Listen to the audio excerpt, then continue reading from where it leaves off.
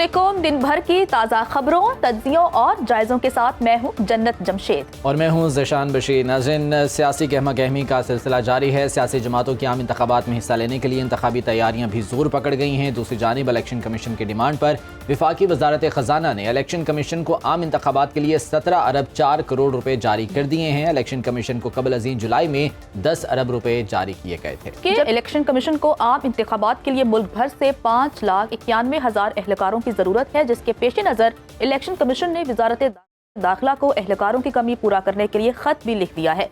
वफाकी बजट में आम इंतखाबात के लिए 42 अरब मुख्तस किए गए थे और अब देखना यह है कि इलेक्शन कमीशन शेड्यूल कब तक जारी करेगा, क्योंकि सियासी जमातें इस हवाले से काफ़ी मुतहरिक हो चुकी हैं। और अगर हम नून लीग की बात करें तो नून लीग ने उम्मीदवारों के इंटरव्यूज शुरू कर दिए हैं, लेकिन हतमी लिस्ट जारी की जाएगी पार्लिमानी कमेटी की जानिब से। और जब हतमी लिस्ट जारी होगी तो उसके बाद से हम देखेंगे कि कैंपेन का सिलसिला जो है वो शुरू हो जाएगा। क्या इलेक्शन कमीशन इस हवाले से देखना यह है कि कब तक इलेक्शन शेड्यूल जारी कर देगा, इसी बारे में आपको एक रिपोर्ट दिखा दूं।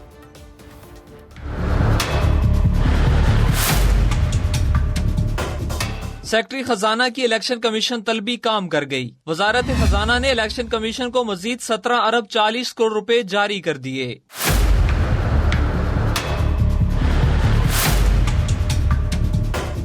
वजारत खजाना की जानिब से जारी एलामिये के मुताबिक इलेक्शन कमीशन ऑफ पाकिस्तान को इससे कबल भी 10 अरब रुपए जारी किए गए थे। यूं इलेक्शन कमीशन को आम इंतखाबात की तैयारियों के लिए मजमूई तौर पर 27 अरब 40 करोड़ रुपए जारी किए जा चुके हैं। वाज़ेह रहे कि रवा माली साल के बजट में आम इंतखाबात के लिए 42 अरब रुपए मुख्तस किए गए थे। ताहम फंड जारी न होने पर इलेक्शन कमीशन ने गुज़श्ता रोज सेक्रेटरी खजाना को तलब किया था। दूसरी जानिब 8 फरवरी 2024 को होने वाले इंतखाबात के लिए इलेक्शन कमीशन की तैयारी हतमी मराहिल में दाखिल हो चुकी है और पोलिंग स्टेशन समेत पोलिंग स्टाफ की फहरिस्तें भी तैयार कर ली गई हैं। उस्मान जब्बार, सुनो न्यूज़, इस्लामाबाद। नाज़रीन, सियासी जमातों ने अपने उम्मीदवारों को सियासी अखाड़े में उतारने के लिए नाम फाइनल करने की मुहिम तेज कर दी है। नून लीग के पार्लिमानी बोर्ड में टिकटों की तकसीम के हवाले से उम्मीदवारों के दरमियान तल्ख कलामी का नून लीग के सरबराह मियां मोहम्मद नवाज शरीफ ने नोटिस ले लिया है। मियां मोहम्मद नवाज शरीफ ने उम्मीदवारों के दरमियान लहजे की तलखी कम करने की तलकीन करते हुए पार्लिमानी बोर्ड इजलास के रूल्स ऑफ बिजनेस तय कर दिए हैं।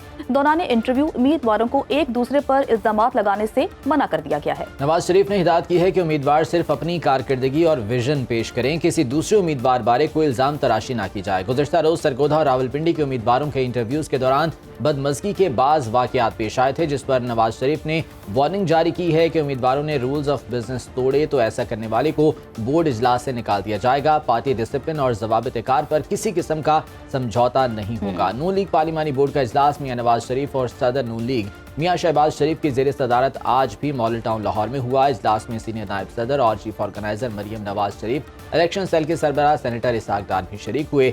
सेक्रेटरी जनरल एहसन इकबाल और पार्टी के मरकजी और सूबाई ओहदेदार भी शरीक हुए, जबकि मुतालिका डिवीजन के कोऑर्डिनेटर्स भी इजलास में मौजूद रहे। इजलास खैबर पख्तूनख्वा के हज़ारा और मालिकगढ़ में पार्टी के लिए मौजू उम्मीदवारों का इंतखाब करेगा। खैबर पख्तूनख्वा के 10 कौमी असम्बली के उम्मीदवारों के इंटरव्यूज किए जा रहे हैं। केपी के हज़ारा और मालिकगढ़ डिवीजन के 48 सूबाई असम्बली के हलकों के उम्मीदवारों के इंटरव्यू किए जा रहे हैं। इसी मामले पर बात करने के लिए हमारे साथ जो गेस्ट मौजूद हैं, मैं तारुफ करवा दूं। अदनान आदिल साहब हमारे साथ मौजूद हैं, सीनियर एनालिस्ट हैं। अदनान साहब आपको खुशामदीद कहते हैं। अज़मा बुखारी साहब हमारे साथ मौजूद हैं, मुस्लिम लीग नून की रहनुमा हैं। अज़मा बुखारी साहब आपको भी खुशामदीद कहते हैं।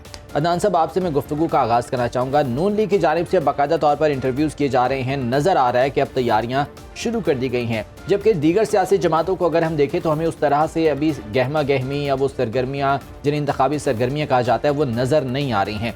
मौजूदा हालात के पेश नज़र आप क्या प्रेडिक्ट कर सकते हैं आने वाले दिनों में इलेक्शंस के हवाले से? देखिए, जो एक तो अच्छी बात ये हुई है कि फ़ंड्स जारी हो गए वज़ारत ख़ज़ाना की तरफ से इलेक्शन कमीशन को, जो बाकी रहते थे 17 अरब।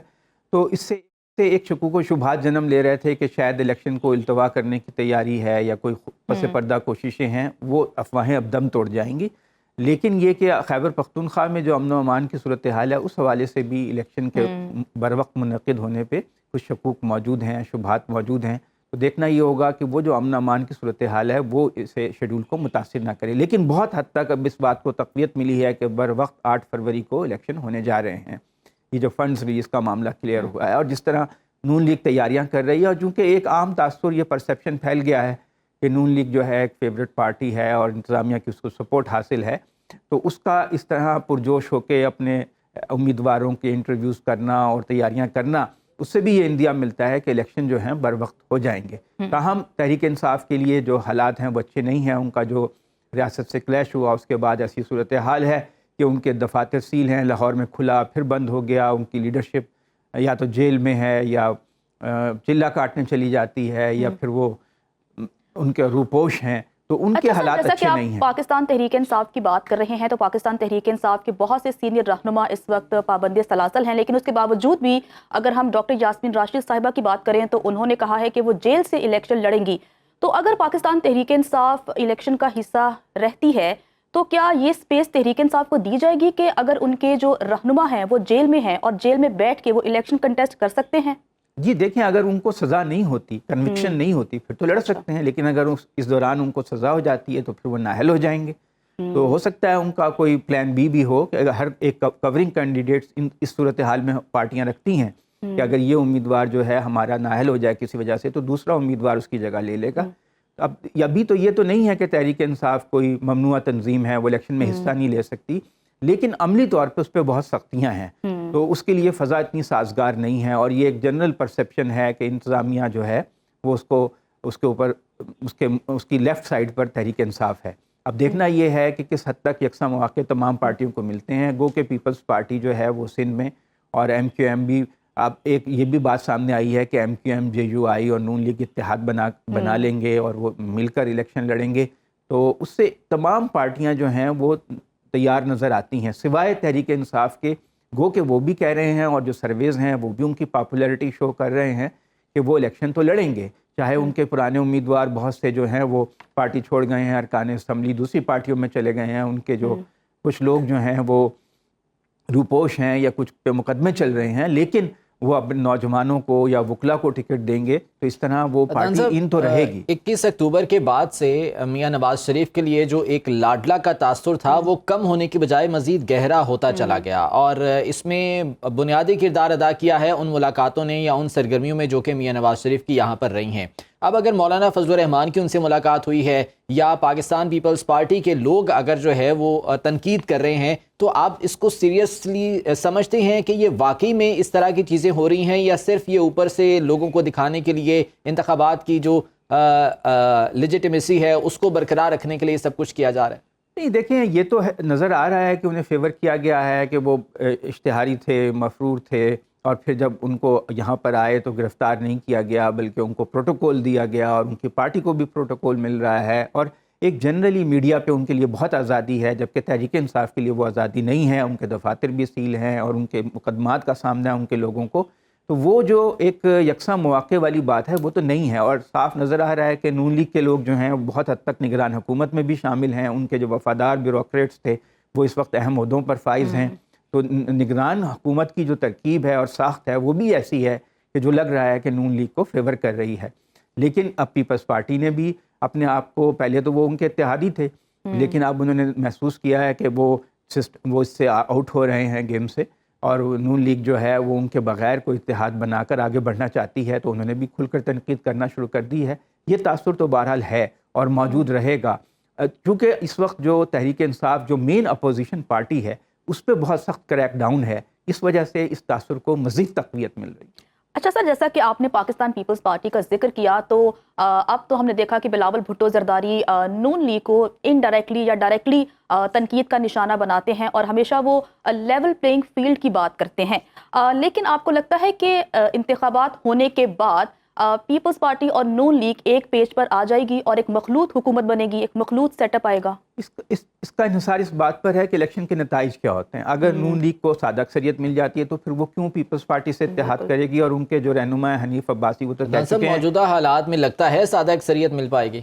دیکھیں، بظاہر تو نہیں لگتا ہے، بظاہر تو یہ لگتا ہے کہ تحریک انصاف اگر بالکل فری فیئر الیکشن ہو کہ وہ الیکشن جو ہے جیت جائے گی اور سویپ کر جائے گی، جتنے بھی سرویز ہیں انڈیپینڈنٹ وہ تو یہی ظاہر کر رہے ہیں، لیکن اگر کسی وجہ سے تحریک انصاف جو ہے وہ الیکشن میں صحیح پرفارم نہیں کر پاتی اور الیکشن رزلٹ ان کے خلاف آ جاتے ہیں اور مخلوط حکومت بنانا پڑتی ہے نون لیگ کو، تو اس کی پہلی چوائس تو ہوگی کہ جمعیت علماء اسلام اور ایم کیو ایم کے ساتھ مل کے حکومت بنائے، کیونکہ وہ جو کچھ کرنا چاہتے ہیں اگر پیپلز پارٹی کے ساتھ اتحاد کرتے ہیں تو ان کے ہاتھ بند جاتے ہیں۔ اور ان کے بعض رہنماؤں کا یہ خیال ہے کہ پیپلز پارٹی کے ساتھ مل کر حکومت بنانے سے بہتر ہے کہ نہ بنائی جائے، اپوزیشن میں بیٹھ جایا جائے، جیسے حنیف عباسی نے ایک انٹرویو میں کہا ہے۔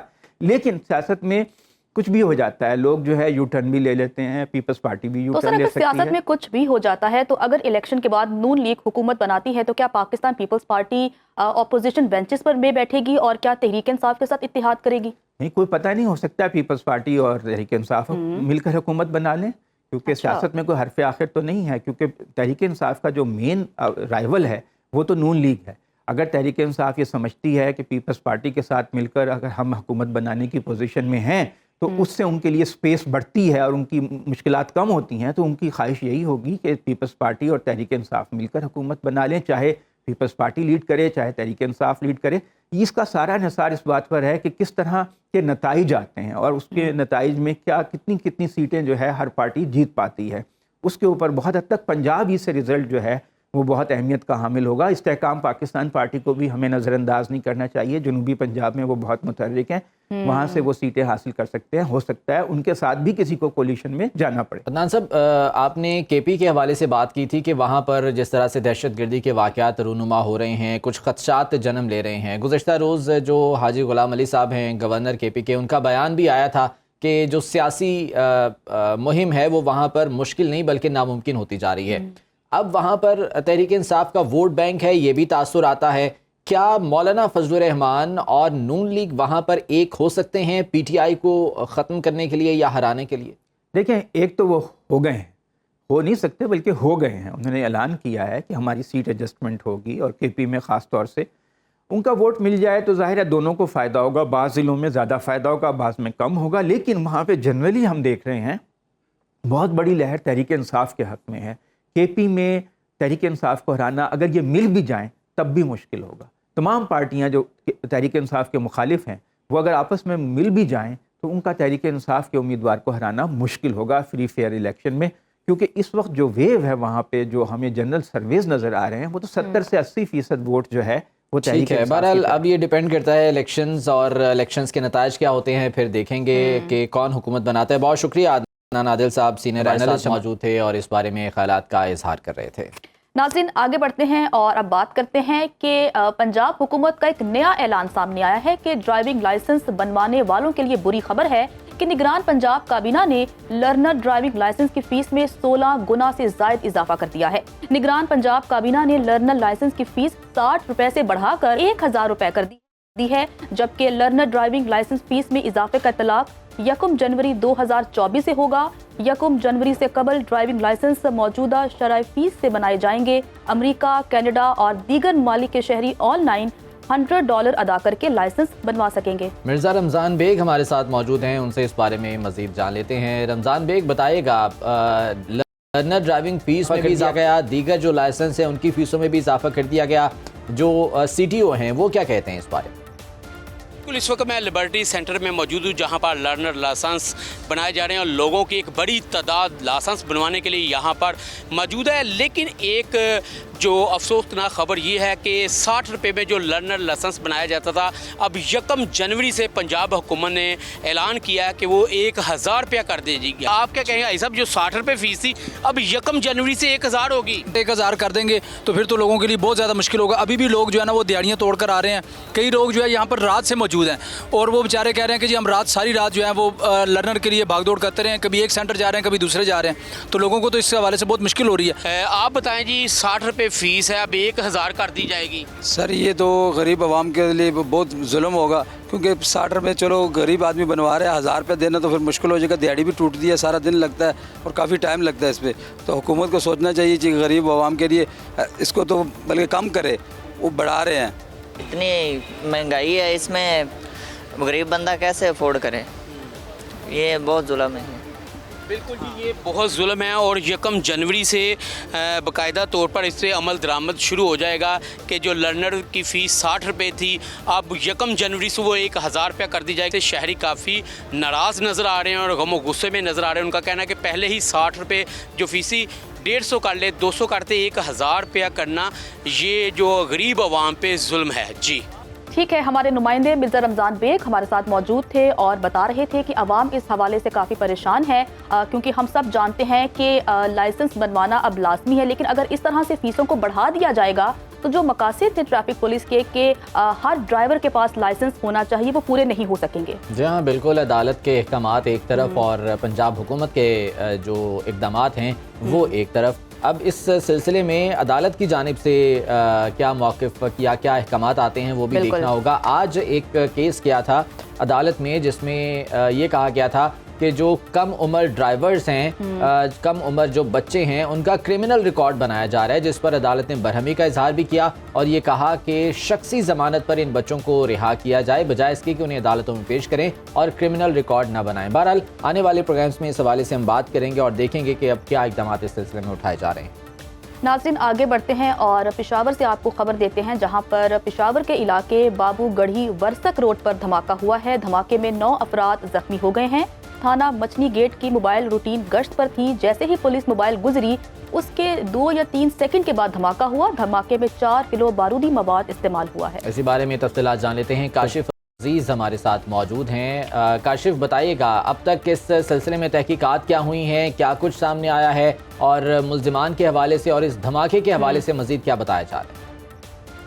جی بالکل، اس وقت میں بابو گڑھی ورسک روڈ کے مقام پر موجود ہوں۔ صبح 9:10 پر یہاں پر دھماکہ ہوا تھا۔ پولیس ذرائع کے مطابق دھماکے میں 4 کلو بارودی مواد استعمال کیا گیا ہے اور پولیس ذرائع کے مطابق بالکل نجی اسکول اور بینک کے درمیان کے علاقے میں یہ بم نصب کیا گیا تھا۔ پولیس ذرائع کے مطابق 7 افراد جو ہیں وہ دھماکے میں زخمی ہو چکے ہیں، قریبی عمارتوں کو بھی نقصان پہنچا ہے، اس کے ساتھ 2 گاڑیاں جو ہیں ان کو بھی نقصان پہنچا ہے۔ صرف یہی نہیں بلکہ ہسپتال ذرائع کا کہنا ہے کہ زخمیوں میں 3 جو ہے وہ بچے شامل ہیں، بچے راہگیر ہیں اور اس کے ساتھ 2 بچے جو ہیں ان کا آپریشن ابھی جاری ہے، جبکہ باقی زخمیوں کی حالت جو ہے وہ خطرے سے باہر ہے۔ پولیس نے جو قریبی علاقے ہیں وہاں پر سرچ آپریشن بھی شروع کیا ہے، تاہم پولیس کا کہنا ہے کہ ابھی تک کوئی گرفتاری جو ہے وہ نہیں ہوئی۔ جی ٹھیک ہے، پولیس کا کہنا ہے کہ ابھی کسی قسم کی گرفتاری عمل میں نہیں لائی گئی۔ کاشف عزیز ہمارے ساتھ موجود ہے۔ کاشف آپ کا بہت شکریہ، اسی تمام تر معاملے پر بات کرنے کے لیے ہمارے ساتھ موجود ہیں بیورو چیف پشاور صفی اللہ گل۔ صفی اللہ بہت شکریہ وقت دینے کے لیے۔ بتائیے گا کہ یہ کوئی پہلا واقعہ نہیں ہے، اس سے پہلے بھی ہم نے دیکھا ہے کہ پشاور اور کے پی میں اس طرح کے واقعات ہوتے رہے ہیں کہ سیکیورٹی اداروں کے اہلکاروں کو دہشت گردوں کی جانب سے نشانہ بنایا گیا ہے۔ اس دھماکے کے حوالے سے بتائیے گا کہ ابھی تک کسی کالعدم تنظیم کی جانب سے ذمہ داری قبول کی گئی ہے، کچھ معلوم ہو سکا؟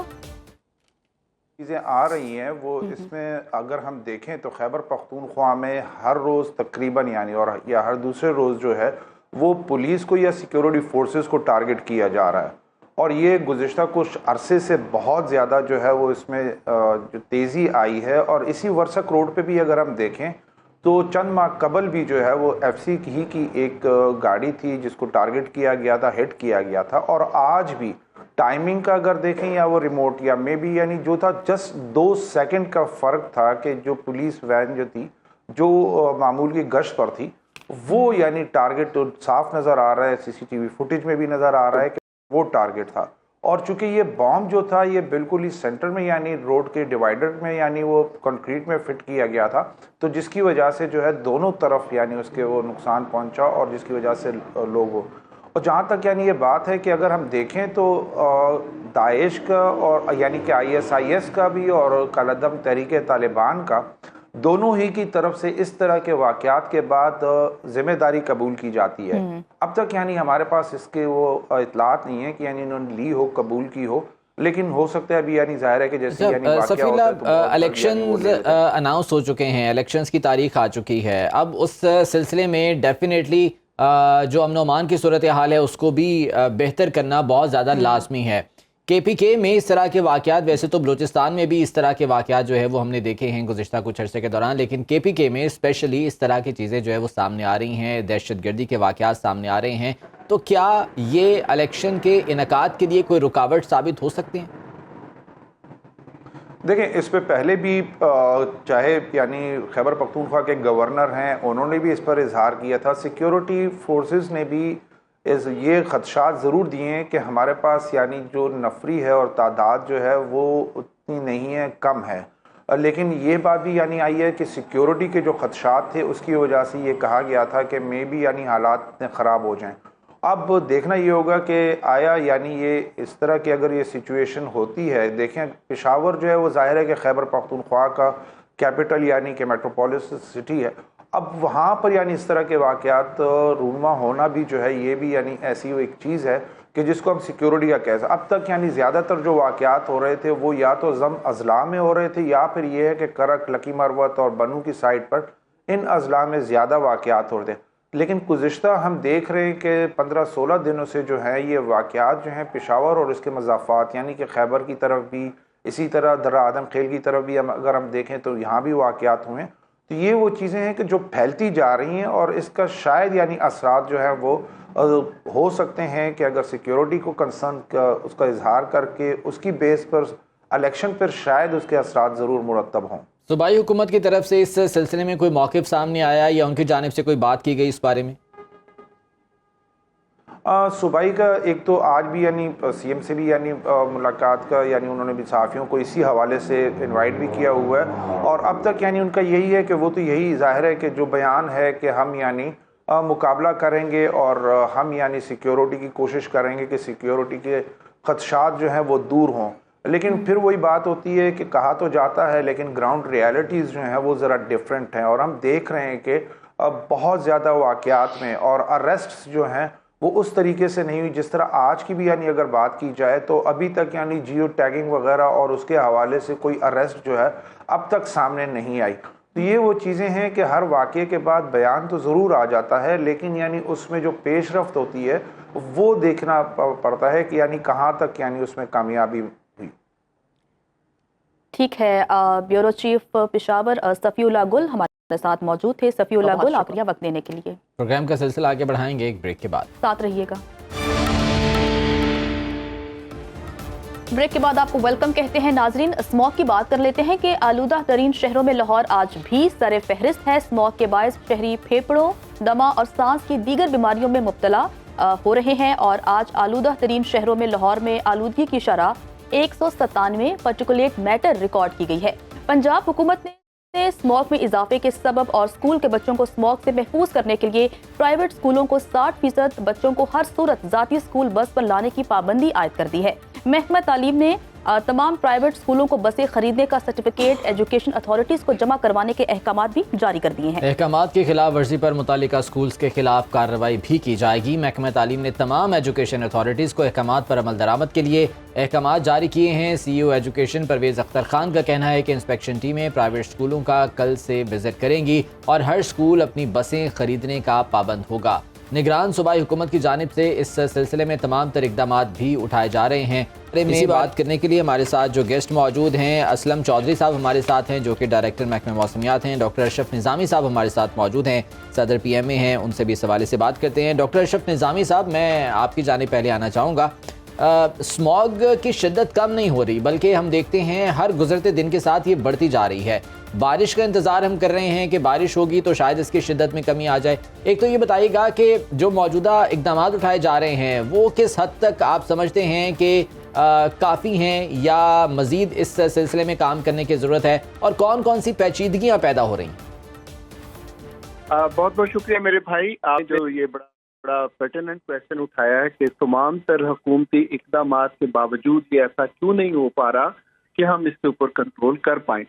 اس کی ایک بنیادی وجہ جو میں سمجھتا ہوں کہ ہمارے بابو حضرات جب یہ ایک نوٹیفیکیشن نکال دیتے ہیں اور وہ ایزیوم کر لیتے ہیں کہ اس کے اوپر عمل ہو گیا اور دنیا جو ساری امن اور شانتی کا گہوارہ بن گیا ہے.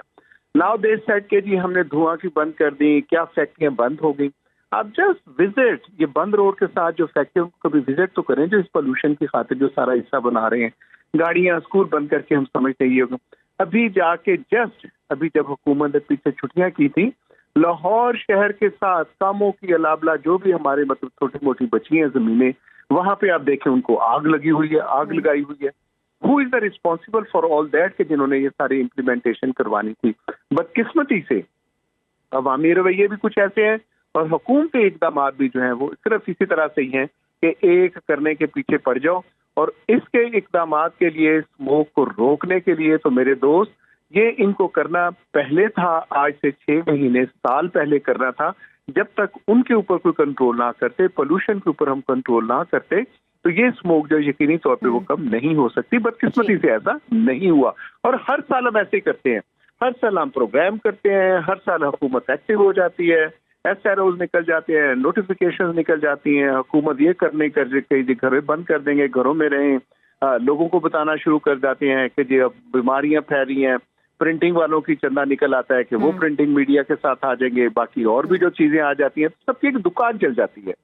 میں نہایت افسوس کے ساتھ کہ اس کا nothing else that the administration. بالکل سر، آپ یہی کہنا چاہ رہے ہیں کہ جب اسموک کی شدت میں اضافہ ہوتا ہے تو حکومت متحرک ہو جاتی ہے، اور جب اسموک کی شدت میں کمی واقع ہوتی ہے تو حکومت غیر متحرک ہو جاتی ہے.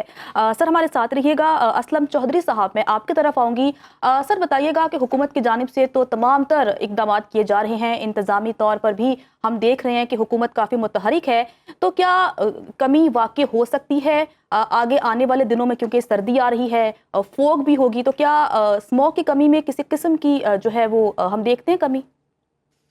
دیکھیے، ابھی جو اسٹبل برننگ تھی، جو رائس کی جو ریمیننگ تھی، وہ تو ختم ہو چکی ہے. اس کی جگہ پہ جو گندم کی کاشت ہو چکی ہے، وہ ایک مین فیکٹر جو پولوشن جو جنریٹ کر رہا تھا، ایک تو وہ ختم ہو گیا.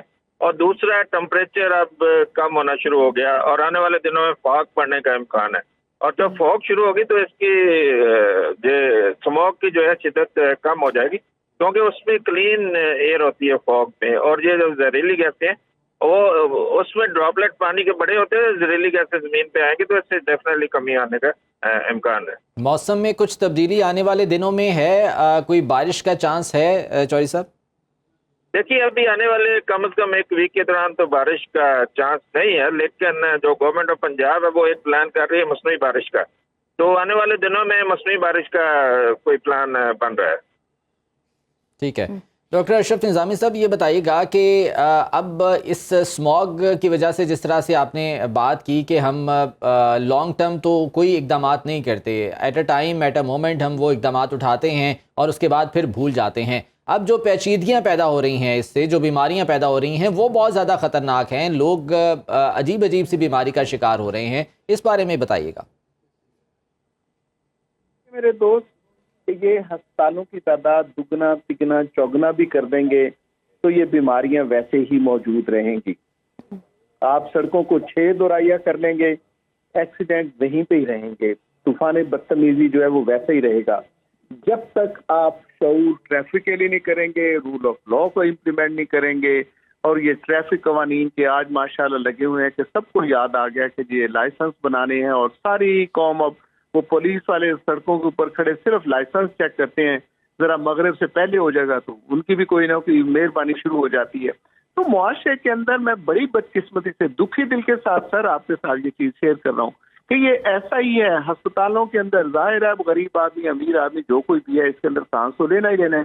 اب مجھے یہ پوچھیں گے، میں بڑی وہی ایک ٹیپ رٹی رٹائی طوطے کی طرح بتا دوں گا جی کہ گلے کی بیماریاں ہو جاتی ہیں، ناک کے اندر آ جاتی ہیں، آنکھوں کے اندر بیماری آ جاتی ہے، آنکھیں خراب ہو جاتی ہیں، الرجی آ جاتی ہے، آپ کو سکن کی بیماریاں شروع ہو جائیں گی، ہارٹ کی بیماریاں وہ جو ہے وہ انہانس ہو جائیں گی. یہ ایک وہ ہے جو کہ ہم کنونشنل ہمیشہ ہی کرتے ہیں. لیکن اس پریونشن کے لیے جب تک کولیکٹیو وزڈم ہمارے ملک کے اندر، اس پنجاب کے اندر چھوٹا موٹا جیسے بھی چوہدری صاحب فرما رہے تھے کہ ابھی مطلب فصلوں کو آگ لگانا بند ہو گیا، یہ ساتھ ہمارا دلی خیر سے، دلی کے اندر بھی ایسے ہی حالات ہیں، اس پنجاب کے اندر بھی یہی حالات ہیں. تو جب تک ہمارے یہ ریجنل اور اگر حکومتوں کے ساتھ نہیں ہے، تو میں یہ ذمہ داری کے ساتھ بات کہہ رہا ہوں کہ ہم پاکستان میڈیکل ایسوسی ایشن، انڈین میڈیکل ایسوسی ایشن اور ریجن کی باقی جتنی آرگنائزیشنز ہیں جو ہیومن رائٹس ایکٹیوسٹ ہیں اور لوگوں کے بارے میں ہم جو سوچتے ہیں، تو اس کے لیے اکٹھے ہو کے کسی فورم کے ساتھ ہم یہ بات کر سکتے ہیں کہ ہمارے خطے کو، آپ کو معلوم ہے کہ لاہور کے بسنے والے شہری کی 7 سال عمر کم ہو گئی ہے. اس مطلب اسموک جس کے اوپر ہم کہہ رہے ہیں کہ مصنوعی بارش چلا لیں گے اور فلانی بارشیں چلائیں گے، 7 سال، یہ چھوٹی سی بات نہیں ہے. جب میں زندگی میں سرجن بننے کے لیے کوشش کر رہا تھا، جب میں نے ایڈمیشن لیا سرجری کے لیے، آئی واز بین ٹولڈ کہ ڈاکٹر اشرف آپ کو پتا ہے کہ 10 سال سرجن کی زندگی کم ہوتی ہے نصیب ڈاکٹر کے ساتھ, and even then I operate کہ میں نے yes I want to be an orthopedic surgeon. لیکن ڈاکٹر صاحب بہت سیریس یہ ایشوز ہیں, اور اسپیشلی جو آپ نے بات کی ہے کہ کلیکٹیو میئرز اٹھائے جانے چاہیے اور اس سلسلے میں سب کو اپنا کردار ادا کرنے کی ضرورت ہے. یقیناً جو گورنمنٹس ہیں اس کو بھی اس حوالے سے کردار ادا کرنا چاہیے. بہت شکریہ ڈاکٹر اشرف نظامی صاحب ہمارے ساتھ موجود تھے. اسلم چودھری صاحب ڈائریکٹر محکمہ موسمیات ہمارے ساتھ موجود تھے. اور جو نگران صوبائی حکومت ہے وہ اسموگ کی کمی کے لیے, اسموگ کے خاتمے کے لیے مختلف جہاں پر اقدامات اٹھا رہی ہے. انہی اقدامات میں سے ایک وہ یہ تھا کہ چنگچی رکشوں پر پابندی عائد کر دی جائے, اور انسانی جانوں کے لیے غیر محفوظ چنگچی رکشے بنانے والوں کے خلاف بھی اب پنجاب حکومت نے کریک ڈاؤن شروع کر دیا ہے. چنگچی رکشوں کی باڈی بنانے والی 29 فیکٹریاں بھی سیل کر دی گئی ہیں. بالکل, اور پولیس نے غیر قانونی طور پر رکشے کی باڈیاں بنانے والے 8 افراد کو گرفتار کر کے مقدمات درج کر لیے ہیں. مزید بات کرتے ہیں, ہمارے ساتھ ہمارے نمائندے علی شیراز موجود ہیں. علی, بہت شکریہ وقت دینے کے لیے.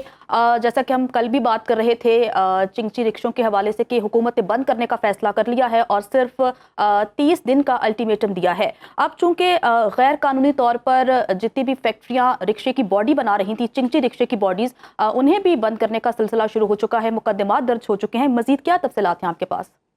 جی بالکل, آج لاہور میں پہلی یہ کارروائی ہوئی ہے جس میں ڈی سی لاہور رافع حیدر کی ہدایت پر سیکٹری RTA لاہور جو ہیں انہوں نے باقاعدہ طور پر کارروائی کرتے ہوئے 29 کے قریب جو فیکٹریاں جو مینوفیکچرنگ کر رہی تھیں چنگچی رکشوں کی ان کو سیل کر دیا ہے, جبکہ 8 ایسے افراد جنہوں نے مداخلت کی اور فیکٹری سیل کرنے سے روکا اور دیگر معاملات کے اندر جو ہے کار سرکار میں مداخلت کی, ان کے اوپر باقاعدہ 8 لوگوں کے اوپر مقدمے بھی درج کروائے ہیں. اچھا, اس میں سب سے بڑی چیز یہ ہے کیونکہ یہ مینوفیکچر کسی بھی جگہ پہ رجسٹرڈ نہیں ہے, جس کی وجہ سے اس کی کوئی ایسی شناخت نہیں ہے کہ یہ کتنے لاہور کے اندر, کتنے فیصل آباد کے اندر, کتنے گجرانوالہ کے اندر یا دوسرے اضلاع کے اندر کتنی تعداد میں یہ لوگ ہیں جو اس کی مینوفیکچرنگ کر رہے ہیں, کیونکہ یہ کسی کمپنی کی طرف سے مینوفیکچرنگ نہیں ہو رہا ہے. چنگچی ایک کمپنی آئی تھی جنہوں نے باقاعدہ طور پر ایک برانڈ متعارف کروایا تھا جس کے اندر یہ چنگچی رکشا جو ہے وہ متعارف کروایا گیا تھا, اور وہ باقاعدہ طور پر رجسٹرڈ کمپنی تھی. اسی طرح مختلف 2-3 ایسی موٹر بائک کمپنیز کے اندر بھی مینوفیکچرنگ شروع ہوئی, لیکن کیونکہ چنگچی رکشا جو ہے وہ باقاعدہ طور پر ٹرانسپورٹ کے طور پر استعمال نہیں ہو سکتا تھا, جس کی بنا پر ان کی پروڈکشن کو بھی روک دیا گیا.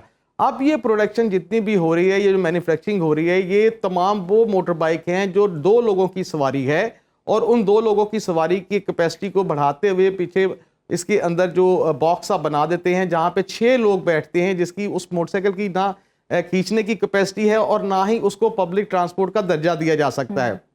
اسی وجہ سے یہ تمام فیکٹریاں جو ہیں یہ مختلف ایسی جگہوں پہ ہوتی ہیں جس کا سرکار کو بھی شاید علم نہیں ہوتا, اور بہت ساری ایسی فیکٹریاں ابھی بھی موجود ہیں جن کا جو ہے سراغ نہیں مل پا رہا, اور ڈی سی لاہور کی جانب سے یہ بھی کہا گیا کے خلاف کارروائی ہو رہی ہے. سیکریٹری RTA رانا محسن صاحب نے ہمیں جوائن کیا ہے, ان سے اس حوالے سے بات کر لیتے ہیں. رانا محسن صاحب, بہت شکریہ آپ کے وقت کا.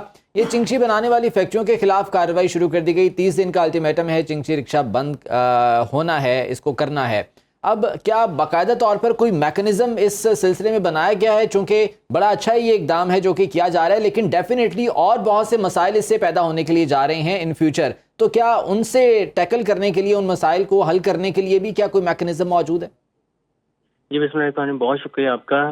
جیسے کہ آپ نے انٹروڈکشن سے پہلے کے بارے میں گفتگو فرما رہے تھے, اس میں ایک سمیشن یہ ہے کہ سب سے پہلے اسٹارٹ کرنے سے پہلے جو چنگچی رکشا ہے جس کو آپ غریب کی سواری بولتے ہیں, یا ایک ایسا بندہ جو کہ اس سے وابستہ ہے, وہ ایک غریب آدمی جس کو آپ کہلاتے ہیں, اس میں ہم نے سب سے پہلے یہ سوچنا کہ ایک مارکیٹ ہے اور اس مارکیٹ میں وہ جاتا ہے اپنی بیوی کے یا بچوں کے یا جو اپنی زندگی کی جمع پونجی ہے یا کوئی بچوں کا زیور وغیرہ بیچ کے, اور وہ ایک چیز پروڈکٹ خریدتا ہے. سب سے پہلے تو وہ تاحیات ہی وہ رجسٹرڈ نہیں ہو سکتی, مطلب نہ اس کا آپ نمبر لگوا سکتے ہیں اور نہ ہی کسی طریقے سے آپ اس کو رجسٹرڈ نیٹ ورک میں لا سکتے ہیں. ہوتا کیا ہے, مارکیٹ میں جائیں موٹر سائیکل علیحدہ ملتی ہے اور پیچھے والی باڈی علیحدہ ملتی ہے, اس کو سنبھل کر کے یہ رکشا بنا لیتے ہیں, اور یہ ساری زندگی کی لائبلٹی ہے, نہ وہ کل کو اس کو بیچ سکتا ہے اور نہ ہی اس کو نمبر لگوا سکتا ہے. اچھا, اس میں سمیشن یہ ہے کہ ہمارے پاس آلریڈی انجینئرنگ ڈیولپمنٹ بورڈ ہے اور پاکستان اسٹینڈرڈ کوالٹی اتھارٹی ہے, جنہوں نے لائسنس دیا ہوا ہے مختلف کمپنیز کو, جن کے آگے فردر اسپیسیفکیشن ہے. اگر اپنا لائسنس لینا چاہتے ہیں موٹر سائیکل رکشے کا, لوڈر رکشے کا, آٹو کیب رکشے کا, تو وہ لے سکتے ہیں, اور اسی کے تحت ان کے پروڈکٹ مارکیٹ میں کوئی بھی خرید سکتا ہے, وہ لیگل ہے. ہم صرف یہ چاہ رہے ہیں کہ جو انلیگل جو آپ کی مینوفیکچرنگ ہو رہی ہے, جس سے حادثات بھی ہوتے ہیں, اگر آپ ان کو روڈ پہ جاتے ہوئے دیکھیں تو نہ ان کی لائٹس ہیں اور نہ ہی ان کو نمبر لگ سکتا ہے، نہ ہی انڈیکیٹرز ہیں، نہ ہی کوئی ایس او پیز ہیں. کسی نے موٹر سائیکل لی اور ایک بلا ترتیب ہنگم قسم کے پیچھے ایک ڈولی لگا دی، اس میں کوئی لوڈر کیری کرے، کوئی پٹا لگا دیا، اس میں وہ پٹے لے کے جا رہا ہے، چارہ لے کے جا رہا ہے، تو دس از ان اپروپریٹ. آپ اپنا کاروبار ضرور کریں لیگل وے میں، ہم کسی کے کاروبار کے اگینسٹ نہیں ہیں، لیکن لیگل وے میں وہ کاروبار کریں، ہمیں اس پہ کوئی اعتراض نہیں. ان ایڈیشن ٹو اٹ ایک اور بات ایڈ کرنا چاہوں گا کہ ہم لوگ ان تمام لوگوں کو جو سب سے پہلے ان کی مینوفیکچرنگ کر رہے ہیں ہم ان کو بند کر رہے ہیں، لیگل پروڈکٹس کو بالکل بند نہیں کر رہے. آپ کی بات بجا ہے، ہزاروں کی تعداد میں یہ کہوں گا، لیکن اگر پورے پنجاب کی ہم بات کر لیں تو شاید لاکھوں کی تعداد میں بھی ہو. یہ چنگچی گزشتہ کوئی 10 سے 12 سال کے عرصے سے چل رہے ہیں، ان لوگوں کا روزگار وابستہ ہے، تو ڈیفینیٹلی انہیں مشکلات کا سامنا تو کرنا پڑے گا. کمپنسیشن کے لیے پھر کیا کریں گے؟ سبمیشن یہ اگینسٹ شاید جو کہ ایک مطلب باہر ایک ریومر سا ہے، ہم لوگ ان لوگوں کے اگینسٹ بالکل بھی اس کا ہم کارروائی نہیں کر رہے جو روڈ پہ ہیں. ہم صرف ان مافیا کے خلاف کارروائی کر رہے ہیں جو کہ ان کو بنا رہے ہیں اور انلیگلی ایک غریب آدمی کو دھوکہ دہی سے بیچ رہے ہیں، جو کہ نہ اس کو کبھی زندگی رجسٹر نہیں کروا سکتا. اگر آپ اف سپوز کہیں ایک مارکیٹ ہم نے وزٹ کی، I don't want to name that particular market, اس مارکیٹ میں ہم نے ایک جگہ وزٹ کی اور یو کین ناٹ امیجن کہ اس کے پاس 500 یونٹ اویلیبل تھے. ایک یونٹ یہ جو انلیگلی فروخت کر رہے ہیں اس کی قیمت تقریباً 2.25 لاکھ سے 2.25 لاکھ تک ہے. تو آپ اگر آپ 100 یونٹ کی بات کرتے ہیں تو 2 کروڑ 20 لاکھ روپے کا وہ بزنس کر رہے ہیں، لیکن بزنس کیا سارا انلیگل. آپ مطلب اٹ مینس کہ وہ بندے جان بوجھ کر یہ سارا پروڈکٹ بیچ رہے ہیں اور انلیگل مارکیٹ کو فروغ دے رہے ہیں. وہ لیگل نیٹ ورک میں ہے، ہمیں کوئی اعتراض نہیں. جب آپ روڈ سائڈ کی بات کرتے ہیں تو روڈ سائڈ پہ ابھی ہم نے کسی کے خلاف کارروائی نہیں کری. ہم ان کو صرف یہ چاہ رہے ہیں کہ لیگل بزنس میں اپنے آپ کو شفٹ کریں تاکہ ان کا نمبر بھی لگ سکے، ان کا روٹ بھی بن سکے، فٹنس بھی ہو سکے. یہی ویژن منسٹر ٹرانسپورٹ صاحب کا ہے. ایک طرف اگر اسموک کے تدارک کے لیے یہ اقدام اٹھایا گیا ہے تو دوسری جانب انسانی جانوں کے لیے بھی یہ ایک غیر محفوظ سواری ہے جس کے خلاف کافی حکومت متحرک ہے. کریک ڈاؤن کا سلسلہ جاری ہے. ہمارے ساتھ رانا محسن صاحب اور ہمارے نمائندے علی شہراز موجود تھے. آپ دونوں مہمانوں کا بہت واپس آئیں گے ایک بریک کے بعد، ساتھ رہیے گا. بریک کے بعد آپ کو ویلکم کہتے ہیں. اسرائیلی بربریت کی بات کر لیتے ہیں کہ برطانیہ، یورپ اور امریکی آشیرواد سے غزہ میں رقص ابلیس جاری ہے. غزہ میں 7 روزہ جنگ بندی ختم ہوتے ہی اسرائیلی صہیونی فورسز نے شمالی غزہ کے بعد جنوبی غزہ پر بھی بم برسائے ہیں. اسرائیل نے غزہ پر وحشیانہ حملے مسلسل جاری رکھتے ہوئے البریج کیمپ پر حملہ کیا جس کے نتیجے میں مزید 15 فلسطینی شہید ہو گئے ہیں. اسی بارے میں بات کرنے کے لیے ہمارے ساتھ موجود ہیں ڈاکٹر ہما بقائی صاحبہ جو کہ ماہر بین الاقوامی امور ہیں. ڈاکٹر صاحبہ بہت شکریہ آپ کے وقت کا. فلسطین کی موجودہ صورتحال کی اگر بات کریں تو 16,000 سے زائد شہادتیں یہاں پر ہو چکی ہیں. ایک ہم نے ٹیمپرری یہاں پر جنگ بندی دیکھی تھی لیکن اس میں پھر توسیع نہیں ہو سکی. انفارچونیٹلی قطر اس سلسلے میں تاحال کوششیں کر رہا ہے. آنے والے دنوں میں آپ کیا سمجھتی ہیں، کیا یہ کوششیں کامیاب ہو پائیں گی؟ دیکھیے کوشش کامیاب ہو یا نہ ہو، لیکن جو آپ نے فگر بتایا کہ 16,000 شہادتیں ہوئی ہیں، اس میں 70% لوگ جو ہیں وہ عورتیں اور بچے ہیں. اور اب جو باتیں اسرائیل کی طرف سے سامنے آ رہی ہیں وہ اور بھی خطرناک ہیں. فار ایگزامپل اسرائیل میں بات کی جا رہی ہے کہ جی ڈی ہماسیفائی کر دیں، ڈی ہماسیفیکیشن کر دیں، یعنی حماس کو چاہے 1 سال لگے، 2 سال لگے، 3 سال لگے، ہم حماس کو ختم کر دیں. اور اس سو کال ڈی ہماسیفیکیشن میں ابھی تک جو ان کی اسٹریٹجی ہے وہ تو یہ ہے کہ راستے میں جو بھی آئے، چاہے وہ عورتیں ہوں، چاہے وہ بچے ہوں، چاہے وہ اسپتال میں پڑے ہوئے انکیوبیٹر میں بچے ہوں، کوئی تفریق نہیں ہے، سب کو ختم کر دو. قطر ایک کوشش کر رہا ہے اور قطر کے ساتھ ساتھ امریکہ کی طرف سے بھی کوئی ابھی ایک ڈیلیگیشن ہے جو اسرائیل آیا ہے. لیکن اسرائیل کی طرف سے امریکہ کا ایٹیٹیوڈ تقریباً یہ ہو رہا ہے کہ وہ یہ کہہ رہا ہے کہ یہ جو کچھ ہو رہا ہے ہم اس کے ذمہ دار نہیں ہیں اور اسرائیل انڈیپینڈنٹ ملک ہے اور اس کو سیلف ڈیفینس کا حق حاصل ہے. In some ways U S is washing its hands off what Israel is doing. پر اس کے ساتھ ساتھ وہ آرم سپلائی اور جو انٹرنیشنل آرگنائزیشنز ہیں وہاں پشت پناہی اس نے جاری رکھی ہوئی. تو میرا تو خیال ہے کہ سچویشن اتنی خراب ہو گئی ہے کہ हर एक के फहम और सोच से आगे निकल गई है ना। डॉक्टर साहबा, ये जो हमने एक्सपेंशन normalize- ऑफ वॉर की बात की जा रही है, आप समझती हैं कि ये वॉर एक्सपेंड करेगी, खत्ते के दीगर ममालिक को भी अपनी लपेट में लेगी? देखिए कि अगर जिस तौर ये जेनोसाइड को नॉर्मलाइज कर रहे हैं, जिस तरह ये औरतों और बच्चों को मारना जस्टिफाई कर रहे हैं और उससे रुक नहीं रहे हैं, तो जाहिर है कि ये वॉर एक्सपैंड करेगी। अभी तो जो गरीब तरीन लोग हैं जिनके पास कुछ खोने को नहीं है, फॉर एग्जाम्पल जो हूतीज हैं यमन के, वो अब एक्टिवली हिस्सा बन गए हैं पैलेस्टीनियन रेजिस्टेंस का, हिजबुल्ला एक्टिवली हिस्सा बन रही है इस रेजिस्टेंस का। अब देखना ये है कि क्या ये जब जंग फैलती है तो इसमें किस तौर कोई बड़ा मुल्क तो शामिल नहीं हो जाता, और अगर ऐसा होता है तो फिर इंतहाई खतरनाक और मखदूश सूरत हाल होगी। फॉर एग्जाम्पल, अगर इस एक्सपेंशन में रशिया और चाइना मिलकर इसको रोकने का फैसला करते हैं, ये क्योंकि उन हदूद को तो पहुंच ही गई है कि किसी को तो इंटरवीन करना है इसको रोकने के लिए, तो फिर सूरत हाल पूरी दुनिया के लिए बहुत मखदूश हो जाएगी। यूनाइटेड नेशन सिक्योरिटी काउंसिल का जो अब तक का किरदार रहा है, उसके बाद OIC की एक बहुत अहम मीटिंग हुई थी, उसके बारे में आपका क्या ख्याल है? OIC की मीटिंग को तो आप रहने दीजिए, वो देर से हुई, और मैं हमेशा ये बात कहती हूँ कि जब हम पढ़ रहे थे इंटरनेशनल रिलेशंस तो हम OIC को पेपर टाइगर कहते थे, यानी कागज का शेर, जो सिर्फ रेजोल्यूशन पे रेजोल्यूशन तो पास कर सकता है, कोई प्रैक्टिकल स्टेप नहीं ले सकता। अगर पूरी अरब कंट्रीज भी इस वक्त एक हो जाएं टू रिस्ट्रेन इजराइल तो भी सूरत हाल बेहतर हो जाए, लेकिन ऐसा कुछ आपको होता हुआ नजर नहीं आ रहा। और पैलेस्टीनियंस ने तो समझिए कि अपने ऊपर खुदकुश हमला किया है अपनी रेजिस्टेंस को रिवाइव करने के लिए। अब देखना ये है कि जो वेस्टर्न वर्ल्ड में स्ट्रीट जो है वो उठी है पैलेस्टीनियंस के सपोर्ट में अपनी हुकूमतों के खिलाफ, चाहे वो बर्लिन हो, चाहे वो लंदन हो, चाहे वो शिकागो और न्यूयॉर्क हो, चाहे वो तल अवीव हो। इजराइल के अंदर भी प्रोटेस्ट है इस हवाले से कि इजराइल क्या कर रहा है।